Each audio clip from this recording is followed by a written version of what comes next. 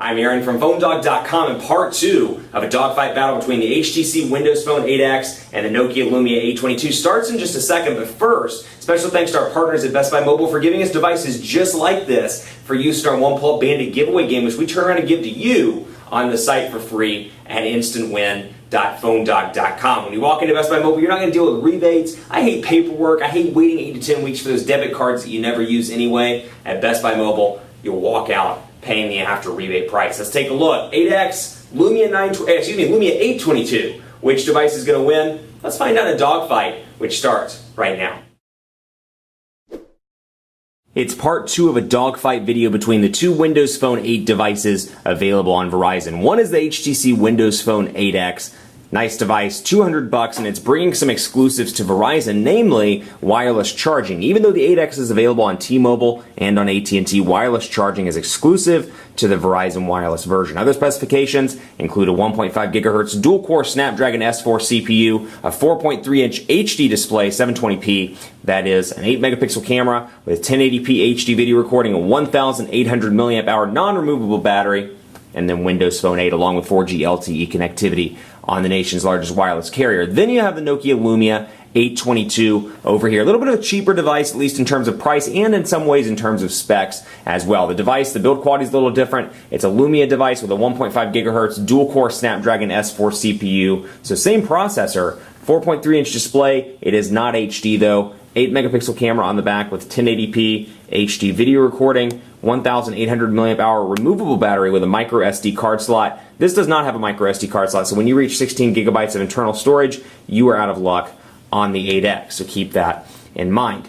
8-megapixel camera, like I said, 4G LTE connectivity over here, much cheaper on Verizon at $49.99. So you're saving some more money. Is it worth getting rid of the HD display and paying $49.99, or should you go with the HD display and the better build quality and go with the device that's $200 on Verizon? We're going to find out a little bit more in part 2 of the dogfight. Let's jump right in to the cameras on both of these devices. I want to knock that out because they're both 8-megapixel cameras. And we'll load this up.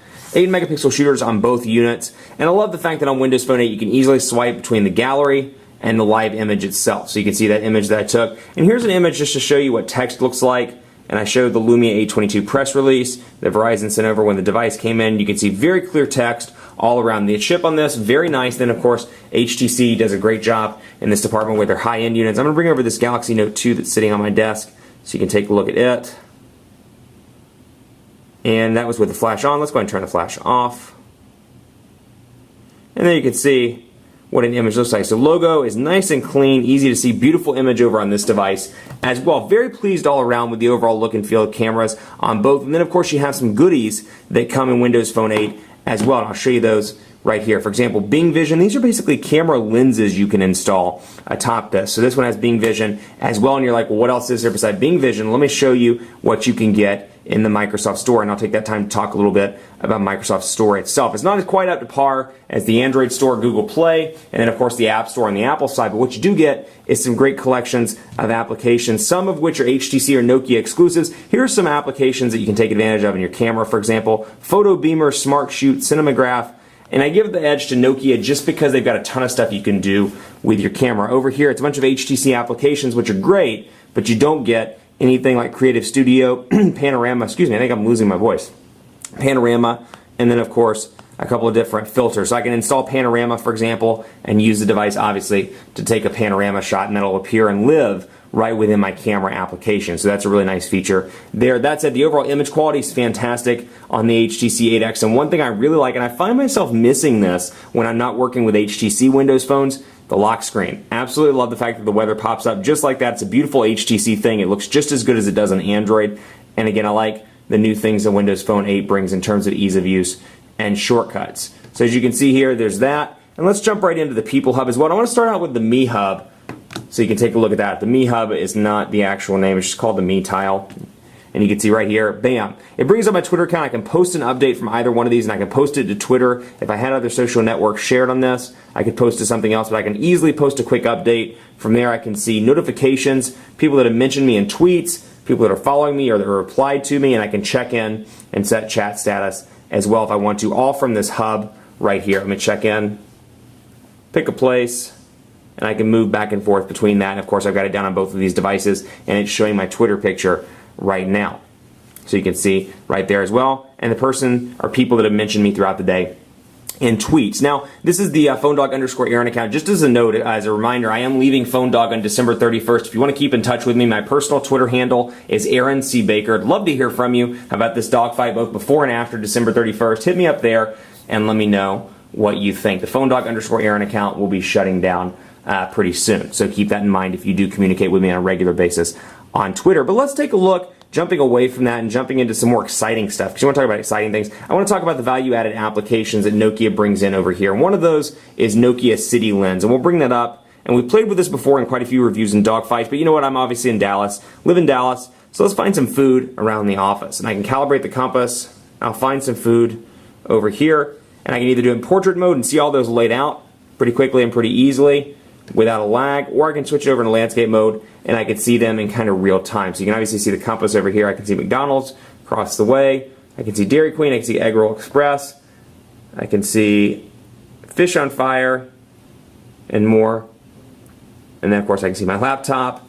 I can see Theo Subs, and I can click on those and get navigation. Same thing with food, same thing with hotel sites and more. So when I'm in a new city, let's say I'm traveling, or not even a new city, let's say I'm in San Francisco for work, I'm there like 20 times a year, or New York for work, I can pop it up wherever I'm staying and easily find a place to eat, a place to stay, and a place to do some cool things or sightsee, and I really like that feature. Also something obviously, as you would expect, that works really well with Windows Phone 8, Outlook.com. It's Microsoft's new mail service. I happen to be one of the first. I got a great email address with Outlook.com.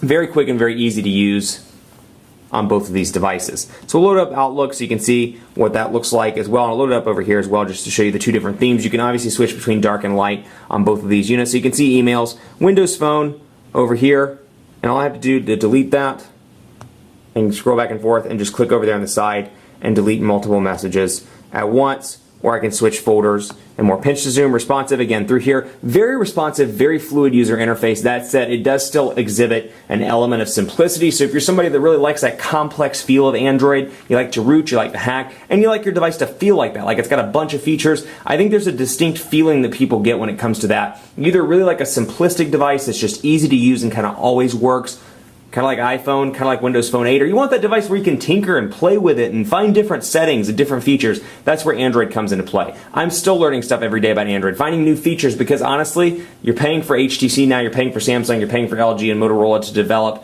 new features and new little quirks within Android. So for example, I'll find a new feature that the Note 2 has, or a new feature that the One X Plus has that I wasn't aware of before just by going through some of the settings. So that's for somebody that wants to tinker and play with their phone on a regular basis and find out new things over the course of the 2 years of ownership. Over here, love the simplicity of this device, or of these devices, of the operating system, I should say. Very clean and very easy. Now, call quality on both of these, very impressive all around. And I'm very surprised at the standby time on both of these also. Both have a 1,800 milliamp hour battery. I can't really give an edge to either one. Honestly, they're about the same in terms of battery life. If I had to give a slight edge, it would be over to the Lumia 822. This obviously is an HD display, and where you really see it is not on the tiles like this. Where you really see it is when you go into pictures, go into photos here and take a look, for example, and find a photo. Let's see what we can find. Camera roll. No, actually, let's go to albums and see what we can find. One of the 8 pictures. And here's where you can really see that HD display at work. Really a nice HD display. This is a really well-crafted device. I love the way this phone fits in the hands. Very impressed all around with this phone. And Windows Phone 8 continues to gain traction. If they make beautiful hardware like this, I think a lot of people are going to gravitate over to the Windows Phone 8 platform. Over here, this one's a little bit meatier. It definitely does exhibit that mid-range look and feel. Compare this to the Lumia 920, which specs-wise is very similar in a lot of ways. Obviously a bigger display and more, but still, compare it to the 920, and there's really not that much that's different about this device, and it's $49.99 as opposed to $99 on AT&T. So Nokia is really hitting these low price points with both of their devices, but honestly, it's hard to justify this at $50 versus the Lumia 920 at $100 because you're not getting that many more specs. It's easier just to buy this and pay $50 because honestly, specs between these two devices, it's not that different. It's kind of like buying, I don't even know of a good example for you. It's kind of like buying, I always like to use car examples, but I can't really think of a good one here. It's kind of like buying a, I don't have anything. I got nothing. But you know what I'm trying to say here, where they're both very similar across the board. And you think you'd be happy with either one. Applications look good, and this is one thing I wanted to highlight before we signed off. Obviously, you have Xbox Live integration on both of these, And then you have VZ Navigator over here. Wallet's really useful, where I can come in here and I can store my coupons, credit cards, and more. I can get started, and I can add a plus sign to add a new credit card. And we'll add a new card, for example, to the wallet.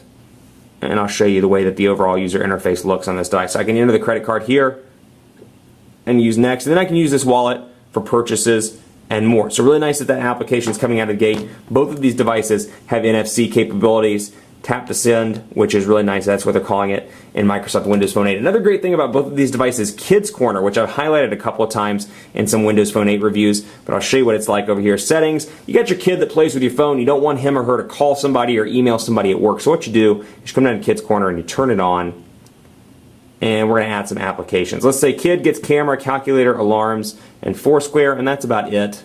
We're not going to set a password, but what you can do is set a password so they can't access your screen, but what they can access is their own Kids Corner. So Kids Corner, you just have to swipe back and forth. As soon as you swipe to the left, you can access Kids Corner and swipe it up, and they get to have their own fun with Kids Corner and customize it to their own. So this is Johnny's Kids Corner. His name is Johnny, and we're going to go back, and this is Johnny's Kids Corner. So when I'm done, all I have to do is turn it off and back on, and then Johnny's Kids Corner starts right up just like that. So I can customize. Of course, I can do the same tile customizations. I can't remove the applications, but I can change them around and make this however I want it to look in terms of look and feel. And of course, I can change the font, or excuse me, the color and the black and white background. So that's a cool feature. You can customize it, and when you're done, you just turn it off and back on, and you can go right back to your main area. So both of these devices are great, and again, this is one of those things where it's not like Android, where it's not like an HTC versus the Samsung battle, where it's like 87 Samsung features, 87 HTC features, which one's better for the mainstream consumer? No, these are really similar in a lot of ways, and you're getting some better value-added applications with Nokia over here. I don't know that those necessarily translate into a huge deal when it comes to this device. Where I think a lot of people are going to look at this is price. If you walk into a Verizon store, this is 50 bucks, this is 200.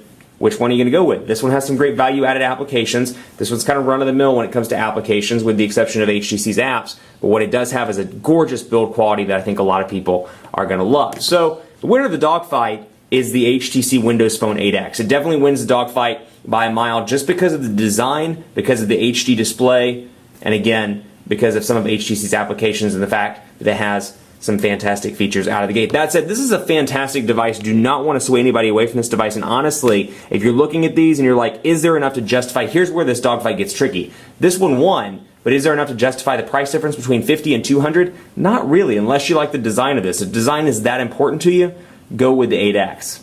If design's not that important to you, you still want a powerful device. This is almost equally powerful. If you can avoid the HD display and avoid the build quality, it's going to be just as good of a device. Keep it locked on PhoneDog.com for continuing coverage of Windows Phone 8 and more. Be sure to follow me on Twitter. Aaron C. Baker is my personal handle. PhoneDog_Aaron is shutting down this Friday, being transferred over to PhoneDog_Taylor. I'd encourage you to follow him as well. He'll be leading PhoneDog on the day-to-day when I leave on December 31st. So keep it locked on PhoneDog. We've got a lot of exciting things coming up for 2013. Keep it locked on the site for continuing coverage, and as always, we'll see you next time.